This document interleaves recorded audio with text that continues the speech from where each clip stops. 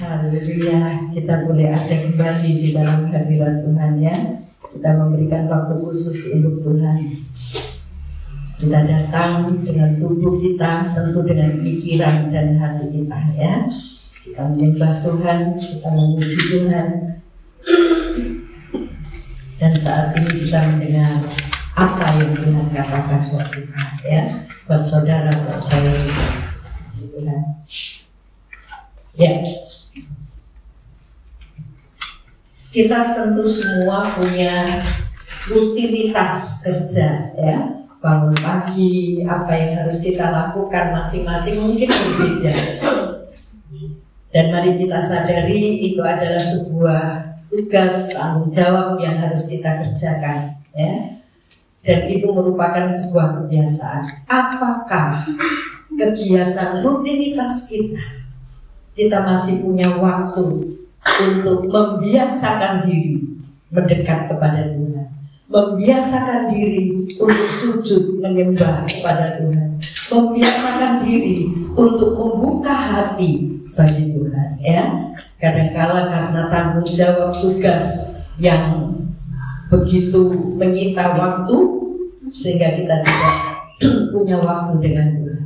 Tapi mari kita mau belajar tentang kebiasaan minggu lalu, dan saat ini ada sebuah pertanyaan, mengapa susah mengubah kebiasaan ya?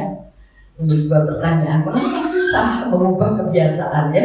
Yang sudah biasa rutinitas pagi bangun langsung kompor langsung ya, macam-macam sampai lupa untuk itu. Dan itu sebuah kebiasaan yang membuat kita tidak punya waktu dengan Tuhan. Tapi mari kita mau belajar mengubah kebiasaan yang buruk menjadi sebuah kebiasaan yang baik ya. Kita baca Yeremia pasal 6 ayat 16 dan 17. Cukup panjang ayatnya, tapi kita baca saja karena ini firman. Mari kita berdiri bersama-sama.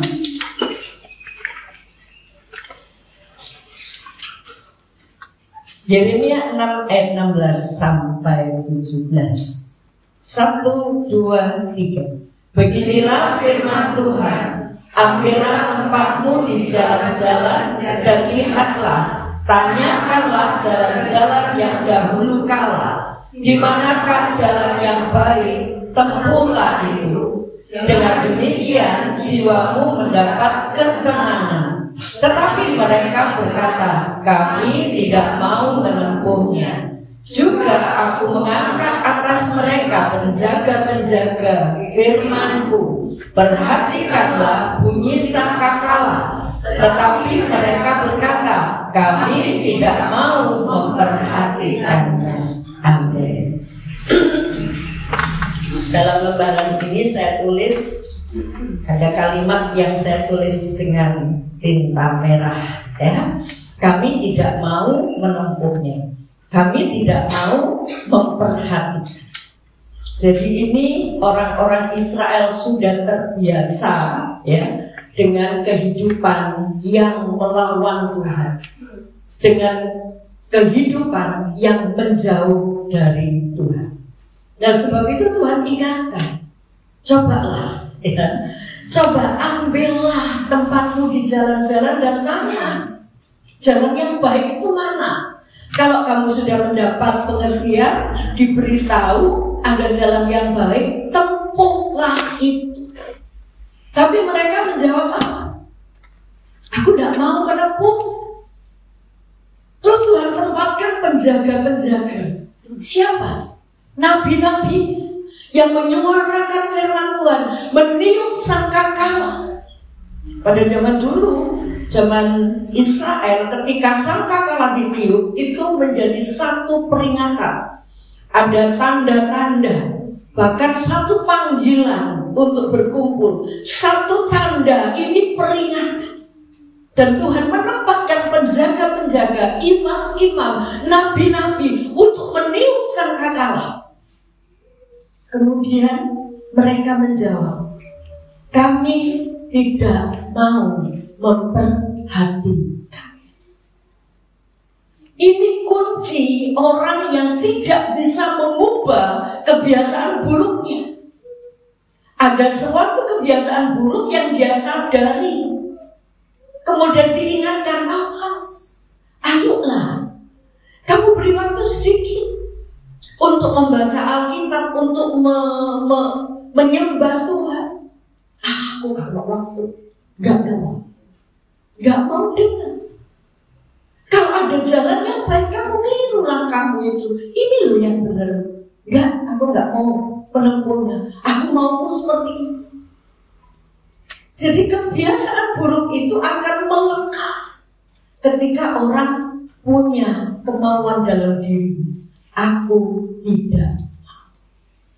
Sebetulnya kebiasaan buruk itu bisa dirubah, saudara. Ketika kita sadar, kita melihat dalam keseharian kita, oh, aku kok punya kebiasaan seperti ini.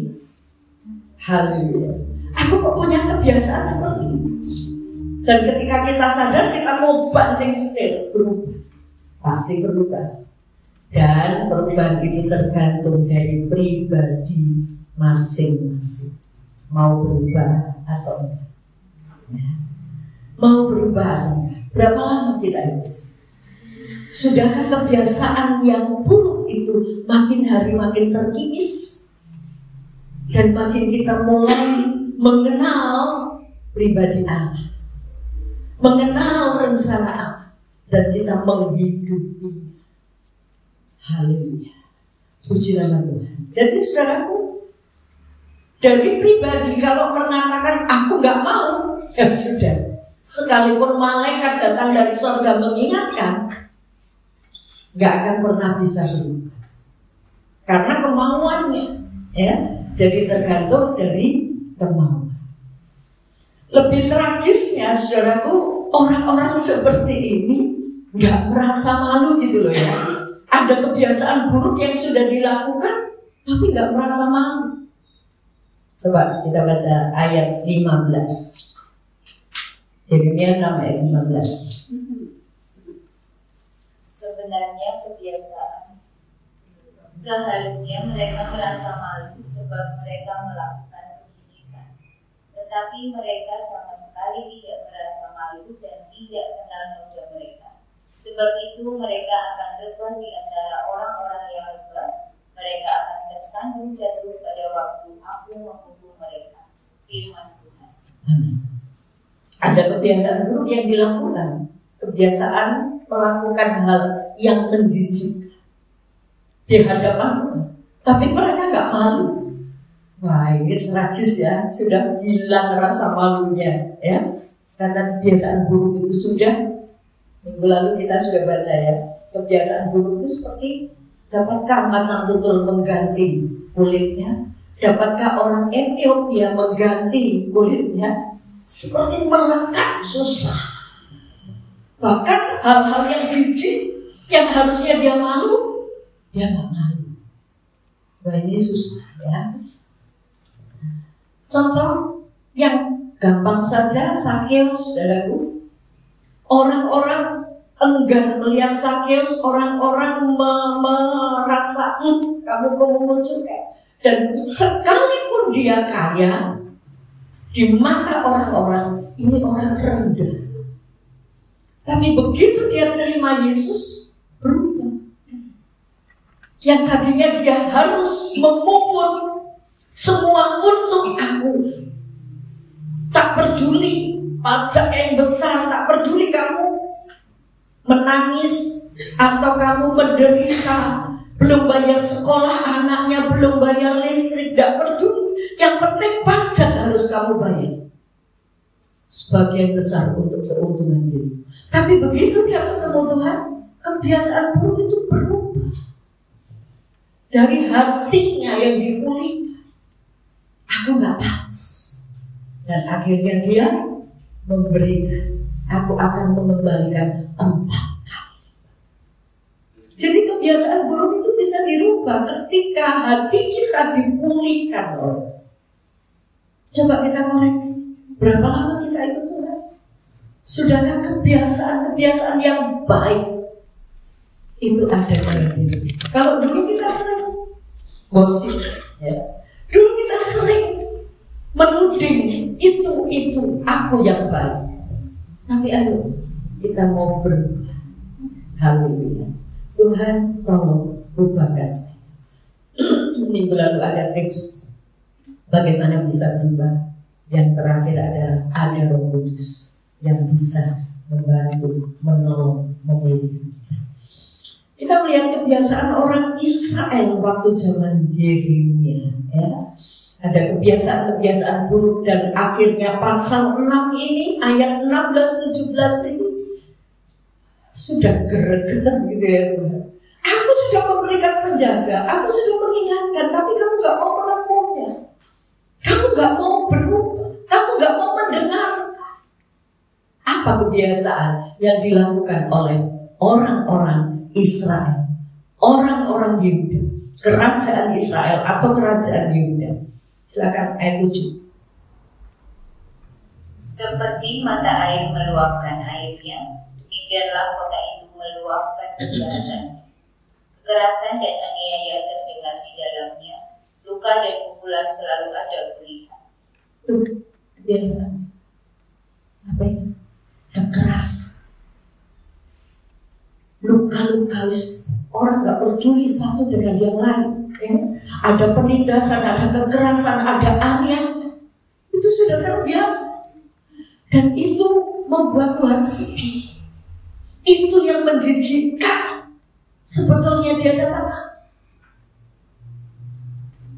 Lebih-lebih saudaraku ketika kita melihat banyak aniaya, penekanan-penekanan, orang yang tidak bersalah dianggap salah, sementara orang yang bersalah dianggap benar. Banyak terjadi. Dan ini yang membuat Tuhan sedih. Ini kebiasaan di kerajaan umat Allah. Dan ini yang membuat Tuhan sedih. Ayat yang ke-10.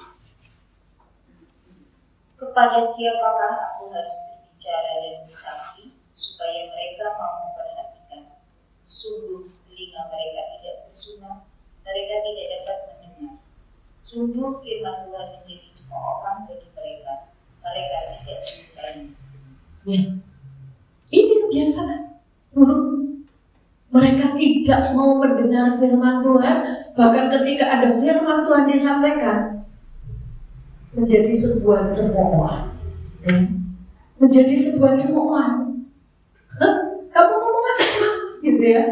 Ketika orang menasihati, memberitahukan firman Tuhan, jalan yang benar, aku sudah bosan dengan firman Tuhan, gitu ya.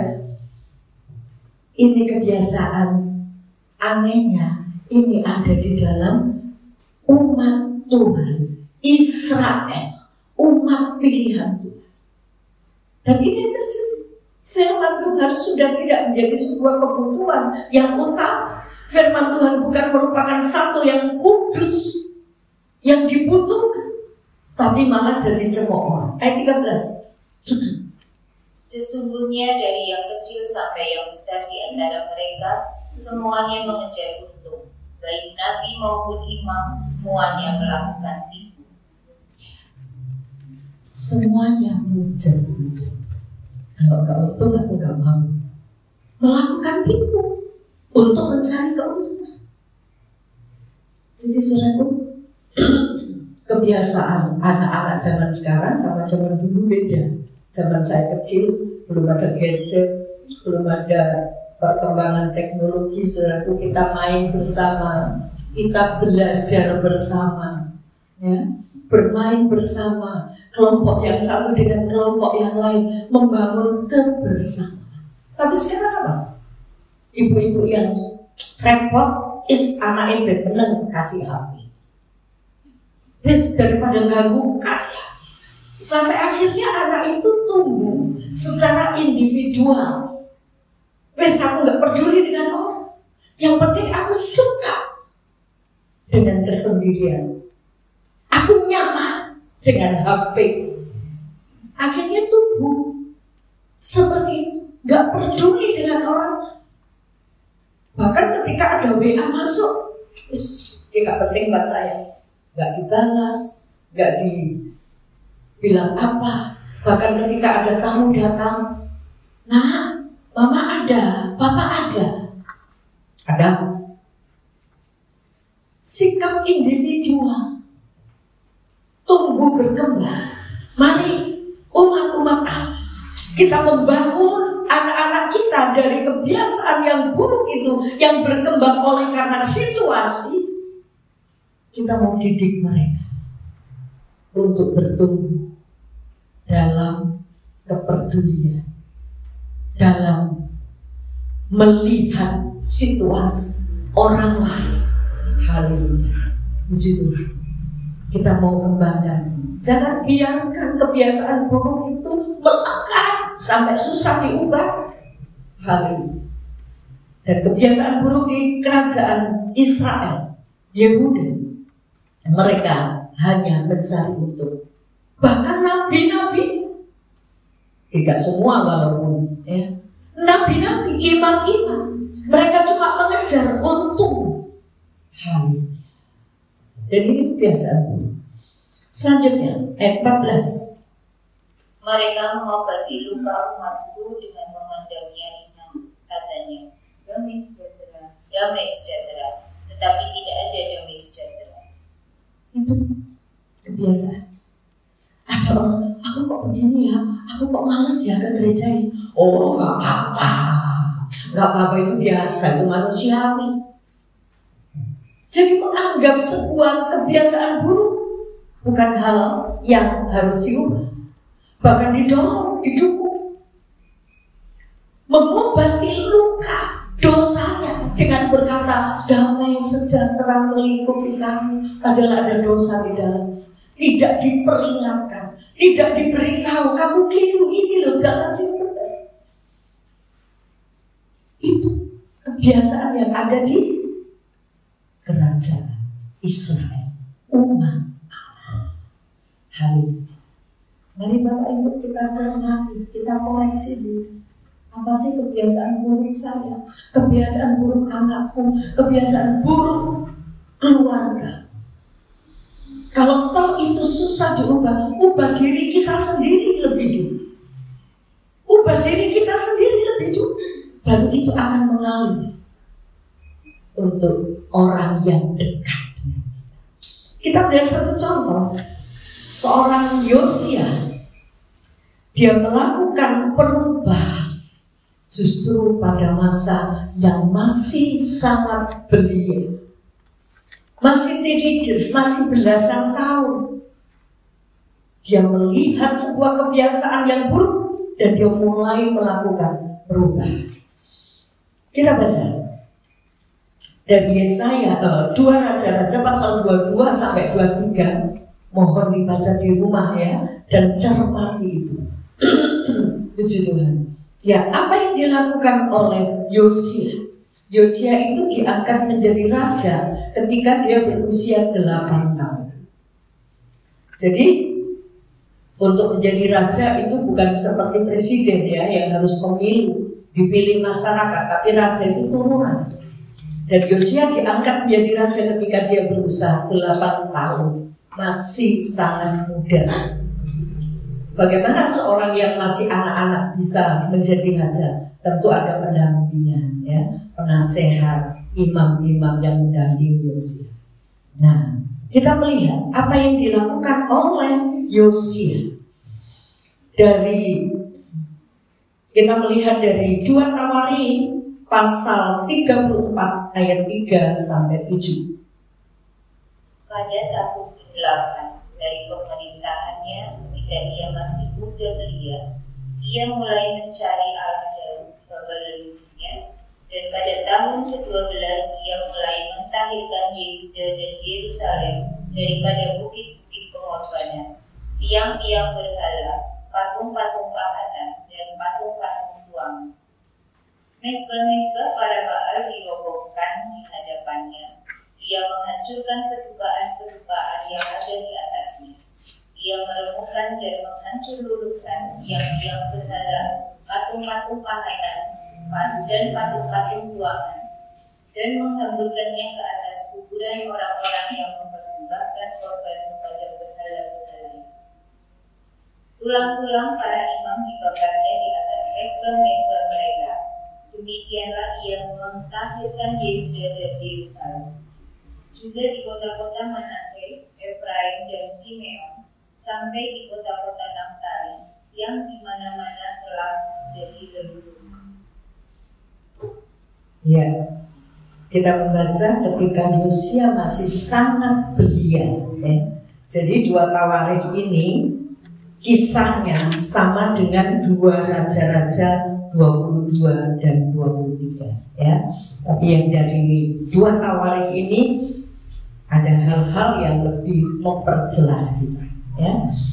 Nah, kita melihat di sini bahwa pada tahun ke-8 dari pemerintahan. Jadi pada tahun ke-8 dari pemerintahan, ketika dia angkat menjadi raja umur 8 tahun. Pada tahun ke-8 pemerintahannya berarti dia berumur 16 tahun. Pada umur 16 tahun itu dia yang masih muda, dia melakukan hal yang benar. Apa yang dia lakukan? Mulai mentahirkan Yehuda dan Yerusalem pada bukit-bukit, daripada bukit-bukit pengorbanan, tiang-tiang berhala, patung-patung pahatan, dan patung-patung Tuhan. Jadi kebiasaan waktu itu, bahkan Yosia ini anak dari Amon. Amon itu anak dari Manase. Ya. Ada Raja Manase yang dia memerintah 52 tahun. Itu kakeknya Yosia. Dan 52 tahun melakukan hal yang jahat. Penyembahan berhala di mana-mana, dibangun mezbah-mezbah, bukit-bukit pengorbanan kepada Baal. Itu zaman Manase. Kemudian zaman Amon anaknya Manase juga begitu. Dan Amon ini meninggal, kemudian digantikan Yosia. Dan Yosia anehnya, pada usia baru 16 tahun, dia memikirkan, melihat, kok begini ya kebiasaan di kerajaan umat Allah ini. Penyembahan berhala di mana? Dan pada usia 16 tahun dia mulai melakukan perubahan. Ketika dia melihat ada berhala-berhala di mana-mana, bahkan di rumah Tuhan didirikan tiang-tiang berhala. Haleluya. Nah saudaraku, inilah yang bisa dilihat oleh Yosia. Usia 16 tahun. Bagaimana anak-anak remaja di gereja? Kemana kalian? Di usia belasan tahun, bisakah kita melihat sesuatu? Ini buruk, ini gak baik. Aku harus berubah. Haleluya. Yosia melihat awalnya, ya, dia bisa melihat penyembahan berhala dibasmi, dikeluarkan, dihancurkan. Ini yang dilihat oleh Yosia. Selanjutnya, 2 Tawarikh pasal 34 ayat 8. Pada tahun ke-18 dari pemerintahannya, setelah selesai mentahirkan negeri dan rumah Tuhan, ia menyuruh Safan bin Asalia dan Maaseya penguasa kota serta Yoah bin Yoahaz bendahara negara untuk memperbaiki rumah Tuhan Allah. Karena apa, saudara? Rumah Tuhan perlu diperbaiki karena sudah menjadi reruntuh, tidak terurus. Itu gambarnya, tidak bisa lihat ya. Pelita-pelita jungkir balik, nggak terurus. Padahal ini pelita harus dijaga, harus disepit sumbunya ya. Tapi nggak terurus. Makanya dia melakukan perbaikan di bait. Karena Yosia melihat, loh kok begini? Rumah Tuhan kok jadi reruntuhan seperti itu? Haleluya. Dan itu terlihat ketika pada usia berapa? 18 dari pemerintah. Jadi usia 24. Dia mulai melakukan satu perubahan Ini rumah Tuhan harus dikembalikan pada fungsi. Awalnya dia beli patung berhala, penyembahan berhala sudah terbiasa di kerajaannya. Kemudian dia melihat rumah Tuhan yang menjadi reruntuhan. Selanjutnya, 2 Raja-Raja pasal 23 ayat 4 dan 6. Raja memberi perintah kepada imam besar Hilkiah dan kepada para imam tingkat 2 dan kepada para penjaga pintu untuk mengeluarkan dari bait Tuhan segala perkakas yang telah dibuat untuk Baal dan Asyera dan untuk segala tentara langit. Lalu dibakar nyala semuanya itu di luar kota Yerusalem di padang-padang Kidron, dan diangkut nyala apinya ke Betel. Ia memberhentikan para imam dewa. Ia memberhentikan para imam dewa asing yang telah diangkat oleh raja-raja Yehuda untuk membakar korban di bukit pengorbanan di kota-kota Yehuda dan di sekitar Yerusalem. Juga orang-orang yang membakar korban untuk Baal, untuk dewa matahari, untuk dewa bulan, untuk rasi-rasi bintang, dan untuk segenap tentara langit. Dibawanya lah tiang-tiang berhala dari rumah Tuhan keluar kota Yerusalem ke sungai Kidron. Lalu dibakarnya di situ dan ditumpuknya halus-halus menjadi api. Kemudian dicampakkannya lah apinya ke atas kuburan rakyat jelata. Kita lihat di bawahnya lah tiang-tiang berhala dari rumah Tuhan. Jadi rumah Tuhan ada tiang berhalanya. Ini yang dilihat oleh Yosia. Wah, ini gak benar ini. Gak benar. Sungguh sangat menjijikkan. Rumah Tuhan sudah tidak difungsikan. Bahkan tiang berhala didirikan di bait Allah. Dan dirobohkan oleh Yosia. Dihancurkan menjadi abu, dibawa, gak cukup dibawa keluar dari bait Allah, tapi dibawa ke pekuburan rakyat jelata. Buang jauh-jauh. Haleluya. Ini yang dilihat oleh Yesus. Haleluya. Mari sejak masa muda, hai kaum muda, generasi-generasi Z, ya, yang lahir tahun 90-an, lahir tahun 2000-an, saudara, ayo bangun, biasakan diri. Makanya setiap Kamis ada pertemuan anak-anak muda ini dari yang sekolah minggu, remaja, dan kaum muda. Gunakan waktumu ini. Kamu harus bangun bangkit. Yosia usia muda, dia sudah melihat sesuatu yang tidak baik, dan kemudian memerintah orang-orang, imam-imam, untuk mengubah bait Allah sebagaimana fungsi. Apa yang dilakukan oleh Yosia? Kita melihat Yosia mulai bertindak menghentikan kebiasaan buruk dari apa yang sudah dilakukan oleh umat-umat Israel, umat-umat Yehuda. 2 Raja-Raja 22 ayat 3 dan 6. Dalam tahun yang ke-18 zaman Raja Yosia, maka Raja menyuruh Safan di Asalia bin Mesulam, panitera itu ke rumah Tuhan. Katanya, pergilah kepada imam besar Hilkiah, suruhlah ia menyerahkan seluruh uang yang telah dibawa ke dalam rumah Tuhan, yang telah dikumpulkan dari pihak rakyat oleh penjaga-penjaga itu. Baiklah itu diberikan mereka ke tangan para pekerja yang diangkat untuk mengawasi rumah Tuhan, supaya diberikan kepada tukang-tukang yang ada di rumah Tuhan untuk memperbaiki kerusakan rumah itu, yaitu kepada tukang-tukang kayu, tukang-tukang bangunan, dan tukang-tukang tembok, juga bagi pembelian kayu dan batu pahat untuk memperbaiki rumah itu. Ya, ini yang dilakukan Yosia. Ya.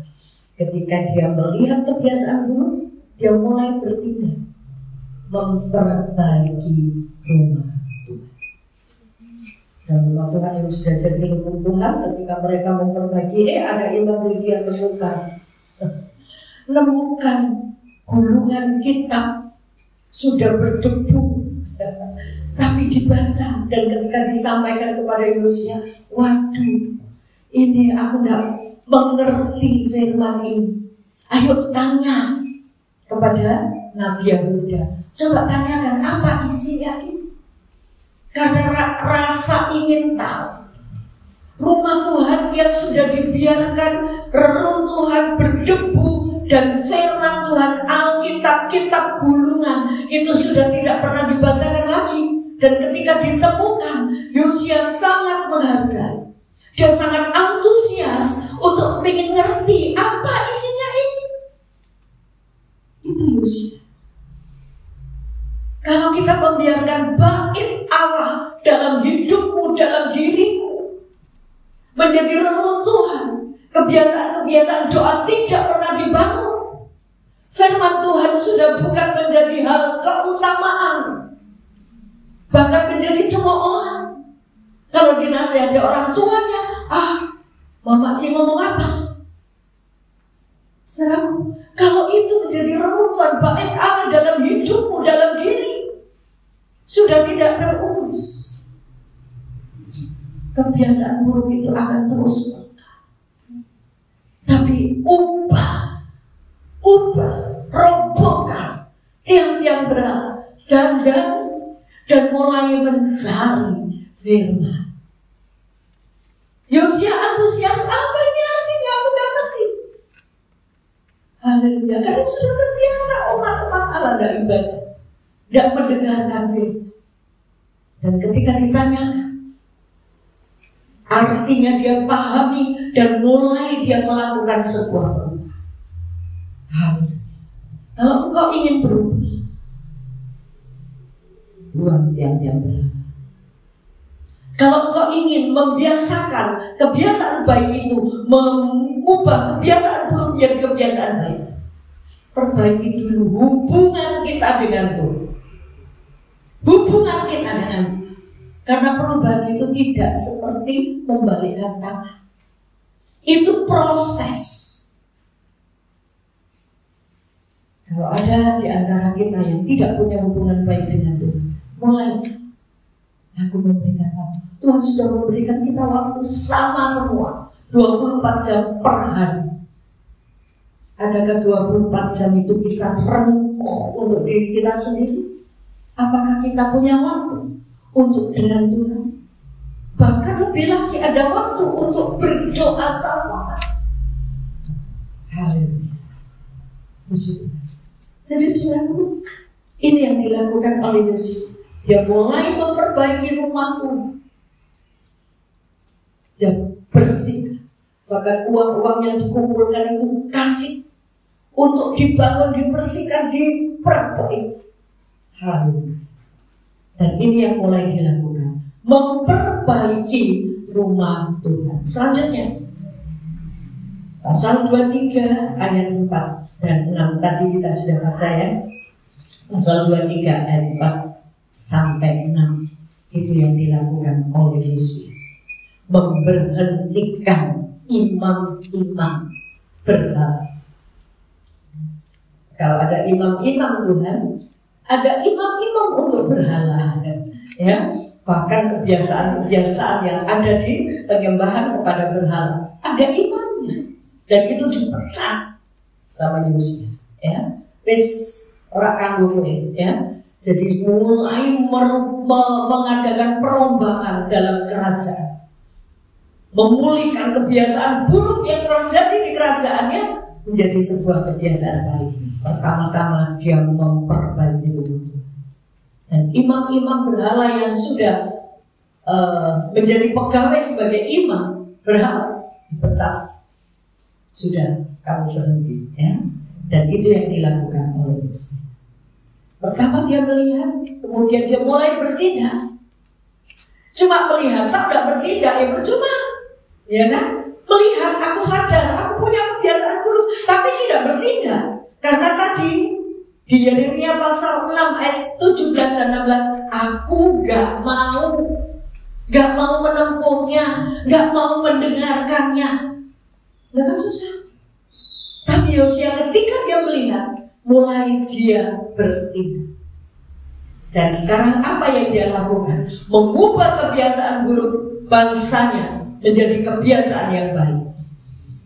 Kita baca 2 Raja-Raja 23 ayat 1 sampai 3.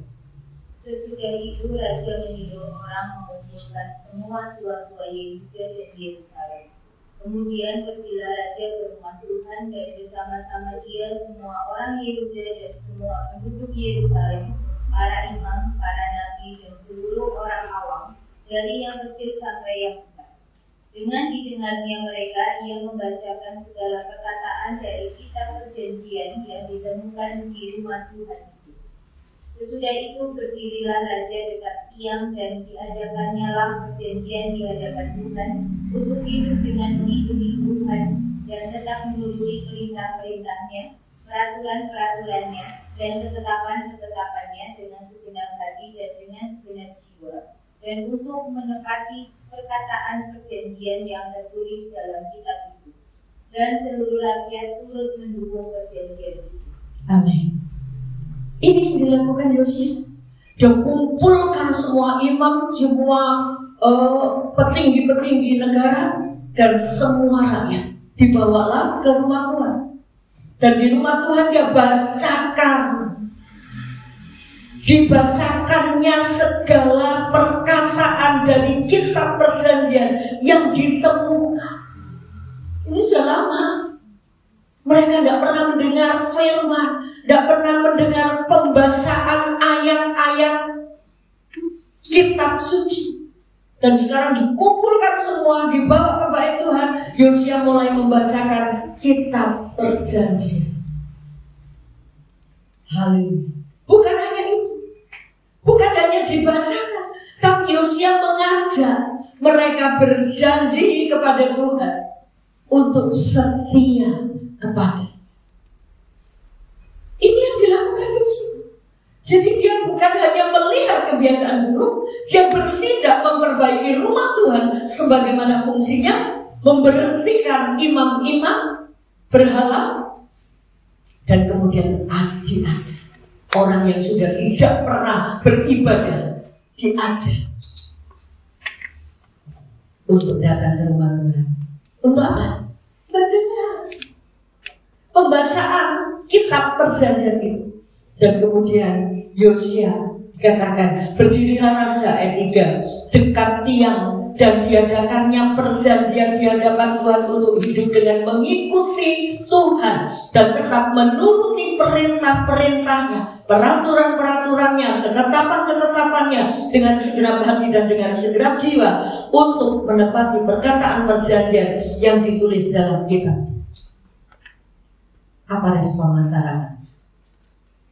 Respon dari penduduk yang dikumpulkan tadi dikatakan, dan seluruh rakyat turut mendukung perjanjian. Perubahan yang baik. Dia mulai mengubah, besok nyembah berhala lagi, ayo kita setia kepada Tuhan. Dan masyarakat mengatakan, aku mendukung. Yes, aku mau setia. Loh, ini yang dilakukan. Kebiasaan buruk penyembahan berhala diubah oleh Yosia menjadi sebuah kebiasaan baik. Ayo kita balik menyembah Tuhan. Luar biasa. Haleluya. Kemarin di Keterangan ada 3 orang anak-anak muda yang belum pernah beribadah. Mereka ikut doa. Kok bisa? Ada yang bawa. Bagaimana dengan kita? Apakah kita antusias membawa orang lain? Bawa diri sendiri aja tanda tanya besar. Bagaimana kita bisa bawa orang lain? Mari, bawa dirimu lebih dulu. Dan ketika kita sudah merasakan hadirat Tuhan, kita bisa melihat, temanku kok begitu ya? Itu dia. Oh, orang tuaku kok begini, anakku kok begitu ya? Aku bawa mereka. Mungkin benar. Bawalah dalam doa. Bawalah dalam doa. Jemaat-jemaat yang dulu pernah sekolah minggu, pernah ikut kaum muda dan sekarang sudah tidak pernah beribadah, menjadi doa syafaat saya. Bukan hanya saudara yang setia, tapi mereka yang unggul menjadi doa syafaat. Saya bawa diri, saya tidak bisa menjangkau mereka, tapi Roh Kudus Engkau lawan. Dan saudaraku, mari kita mulai melihat, mengkoreksi diri. Ya. Apa yang menjadi kebiasaan kita? Kalau kita sadar, mulailah berubah.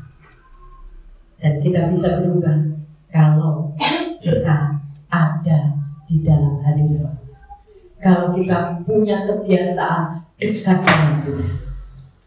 Dan hadirat Tuhan itu mengalir limpah dalam hidup kita, memberi pencerah, akan mengubah pikiran kita, mengubah hati kita. Dan kalau kita berubah, perubahan itu mengalir untuk orang-orang yang dekat dengan kita.